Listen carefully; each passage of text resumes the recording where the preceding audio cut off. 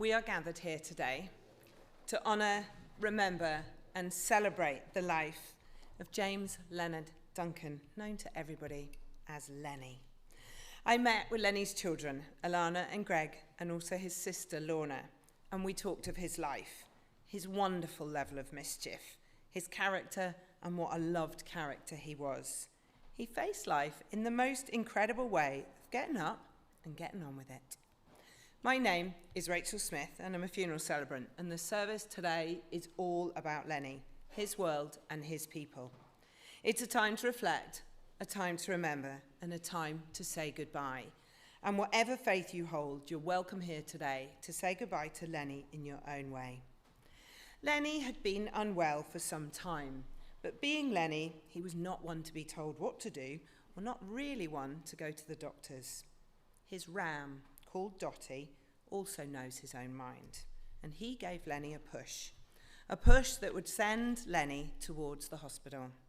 He went into the Royal, and it was found he wasn't well. He had cancer, and it had spread. With Alana, Greg, and Lorna by his side, and surrounded by the chat and love, on the 14th of May, he died. He was 68 years old. When someone dies in some ways so suddenly, we go through the what haves and the what could have beens. But Lenny was Lenny, and today we can reflect only how we remember his life. You are all here not only because he died, but because he lived, and he truly lived. Share his stories, and he lives on. Share his memories, and he lives on. Lenny was a man with a story, and we can't tell them all today, or we literally would be here for weeks. And some maybe not possible to even tell in this setting. But you all hold them all, and as you tell them, his legend lives on, his character lives on. And what continues is his life within you all. He was loved and will be so deeply missed. Lenny wasn't one for art. There is in fact one painting in his bedroom that he liked and one poem in the entrance to the farm. And we're going to read it for you today. It's Desiderata. Go placidly amid the noise and haste, and remember peace where there may be silence. As far as possible, without surrender, be on good terms with all persons. Speak your truth quietly and clearly, and listen to others, even to the dull and ignorant. They too have their story. Avoid loud and aggressive persons. They are vexations on the spirit.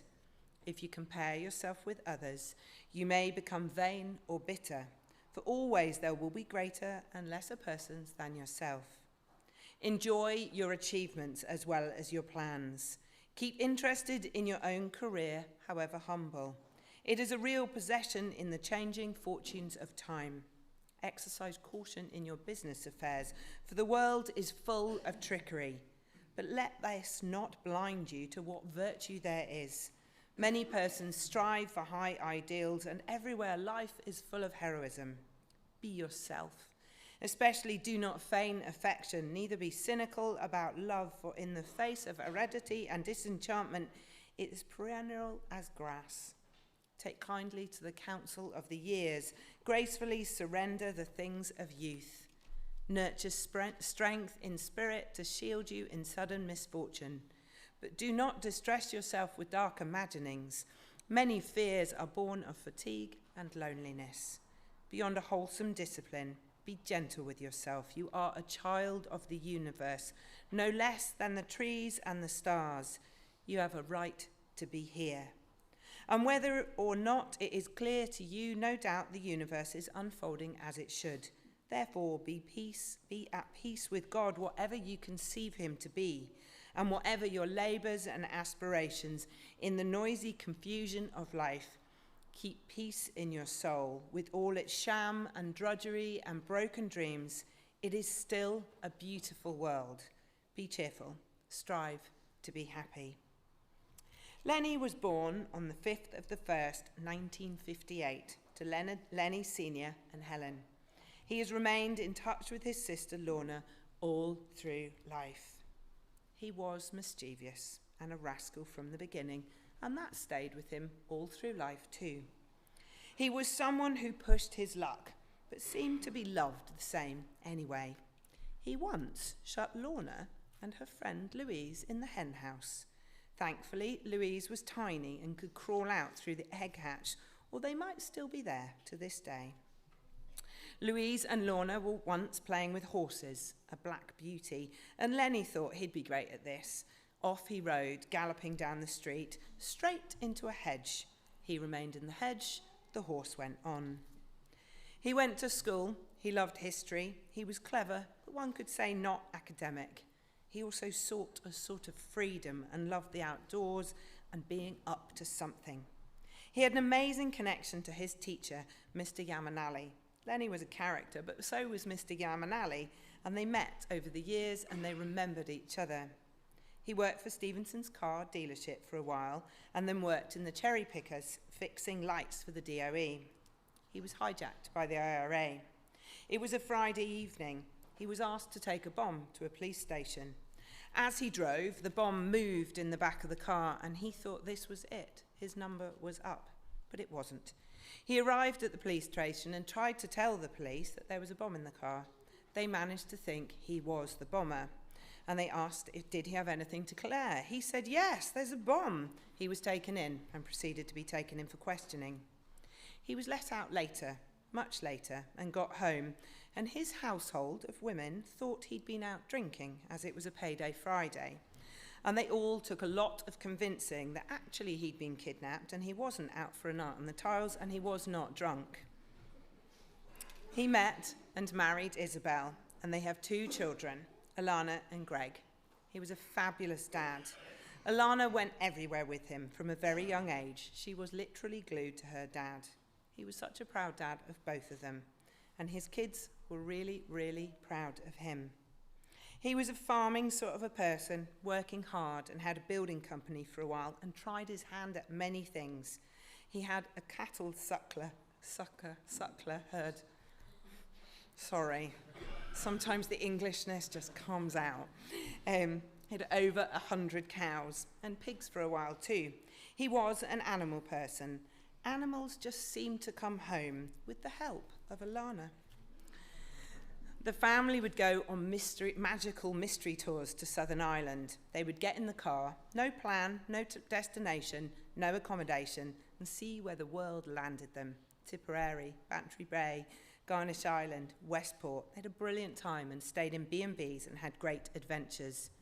There was one of these times on one of these magical mystery tours where cattle were involved. He ended up helping get cattle moved out of a lorry just by chance, and he said the man sang to him in his really southern accent. Between them, 2 farmers, 2 different worlds, both working it out. He loved an adventure, he loved a story, he loved a yarn. He would say, as everyone got into the car, all aboard the Skylark. A generation of children saying this, as I think their dad said it too. He was the master at chopping blocks, and there may be enough blocks to last years. In fact, Lisbon could maybe be warmed by his log stove. He would say, it heats you twice. The family went to Florida. They all fell in love with honey butter. They went to a salon for steak. They ate so much bread with the honey butter, but he still ate an 18-ounce steak, and then 2 days later they went back.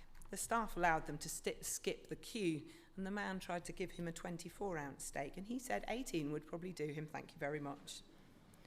He loved the chat and the banter. Everyone loved the banter with him. He was a gentleman, and he loved to hear what people had to say. He certainly knew his own mind, and he would say what you mean what you say. Alana vomited the whole way to Florida, and Lenny thought, whilst in immigration, because it had been such a terrible flight, that maybe they should just go straight back home. Alana was not for getting straight back on a flight home. So off they went, no accommodation, no plan, and had a great time in Florida. Also, on that plane too, Lenny had a very dramatic moment. He was leaning against what he thought was the door to the outside. Well, it was the toilet. It opened. He thought he was falling out of the plane. Back at the seat, saying to the kids, I just fell out of the plane, you know. The family grew. Greg married Jenna, and they have 3 children, Darcy, Faith, and Lenny. Alana has Willow, and Willow and her granda walk down the aisle together for Jenna and Greg's Greg's wedding. I don't know whether these two want to come and tell a little story. Do you want to come? They're smiling, so that means yes. Big voices. So one day, I was coming home from school, but my mum had the car and my granddad was gone. And then he was like, what do I do? And it was Thursday day to pick me up from school. So on the bus, he just put a light box inside the chair shit and put with the tractor and showed me the whole thing. And I thought I was the queen. Well done, girl.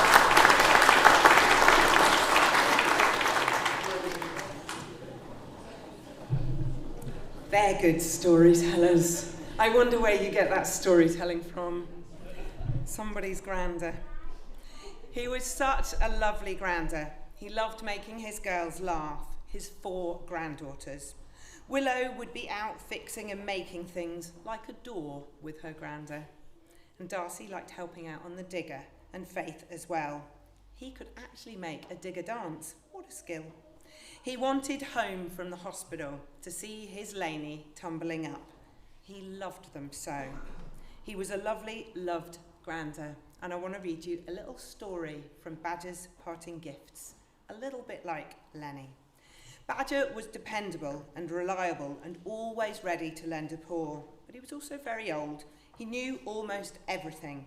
He wasn't afraid of dying, but dying only meant that he would leave his body behind, as it didn't work as well as it used to.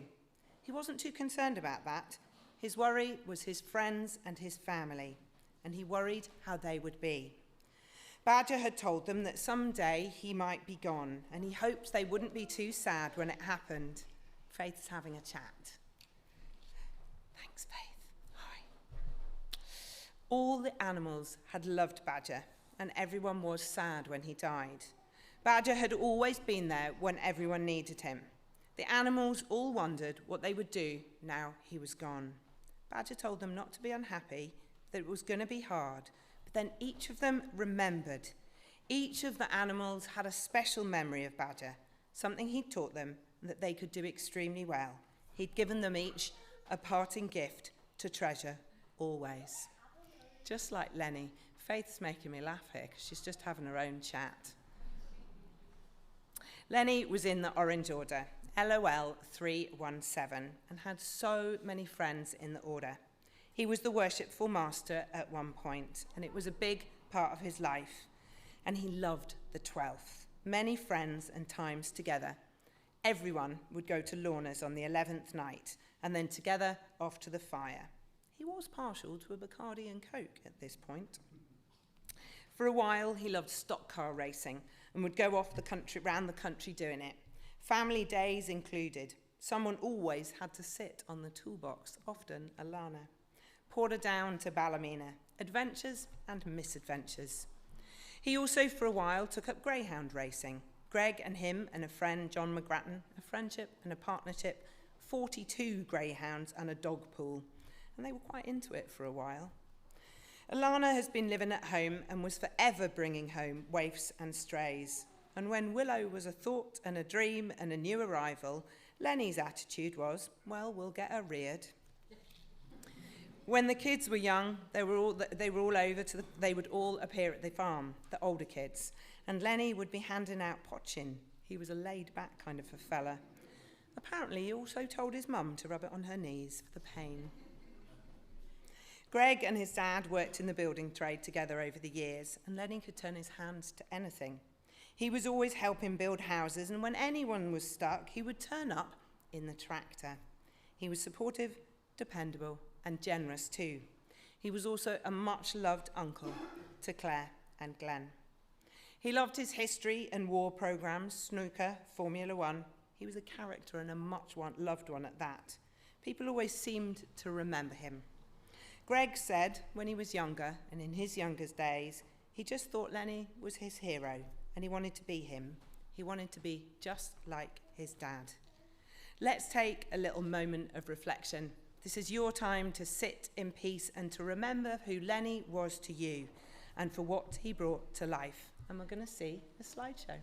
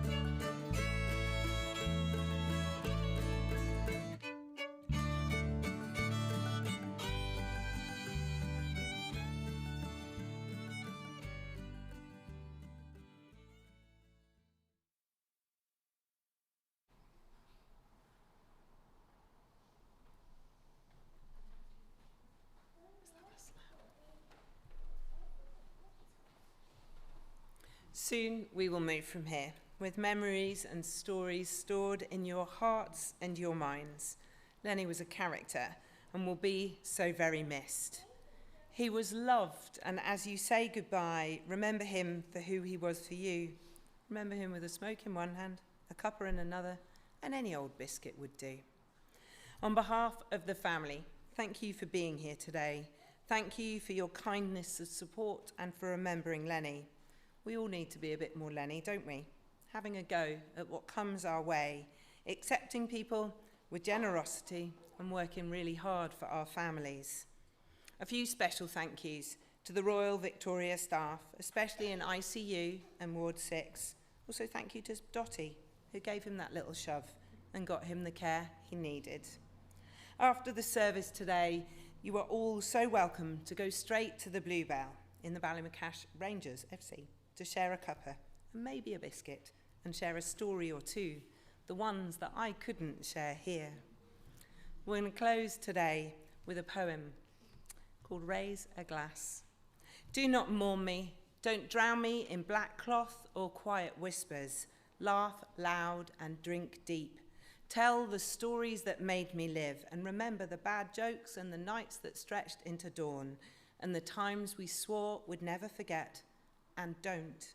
I was here, a life well lived. I want something more than tears. So raise a glass and dance a little. Let the wind take my name. I'll be listening.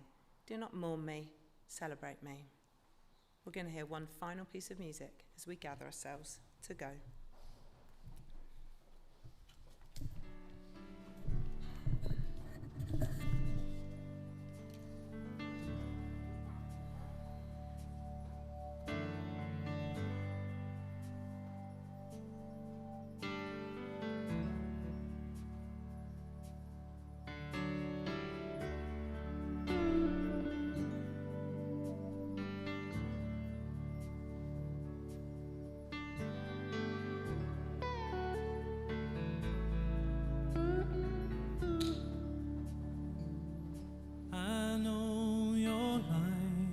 Please could we be upstanding for Lenny? Only you could know the pain. You weren't afraid to face the devil. You were no stranger to the rain. So go rest high on that mountain. The sun, your work on earth is done. Go to heaven a shouting, love for the Father and the Son. Oh, how we cried the day you left us. We gathered round your grave to grieve. Wish I could see